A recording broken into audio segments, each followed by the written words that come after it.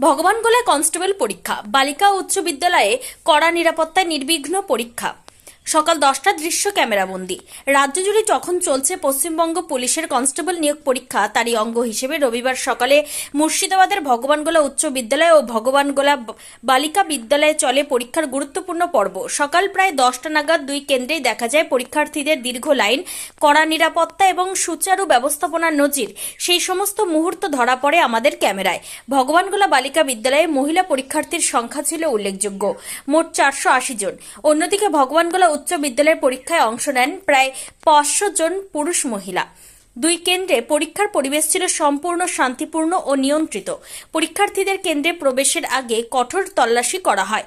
মহিলাদের জন্য মহিলা পুলিশ কর্মীরা এবং পুরুষদের জন্য মহিলা পুলিশ কর্মীরা এবং পুরুষদের জন্য পুরুষ পুলিশ কর্মীরা সার্চিংয়ের দায়িত্ব পালন করেন। বাইরের ভিড় ও কোনো অনধিকার প্রবেশ রুখতে স্কুল চত্বর জুড়ে ছিল ব্যারিকেড এবং পুলিশের টহল।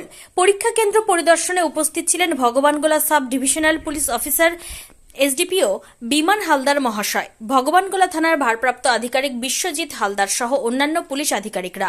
পরীক্ষা নির্বিঘ্ন করতে প্রতিটি প্রবেশদ্বারে নজরদারি ব্যবস্থা ছিল তৎপর। পরীক্ষার্থীদের জন্য পানীয় জল, বিশ্রাম এবং নির্দিষ্ট সহায়ক নির্দেশিকা প্রদানের ব্যবস্থাও রাখা হয়। মুর্শিদাবাদের বিভিন্ন প্রান্ত থেকে এদিন ভগবানগোলায় পরীক্ষার্থীরা উপস্থিত হন। বিশেষত মহিলা পরীক্ষার্থীর ভিড় ছিল চোখে পড়ার মতো।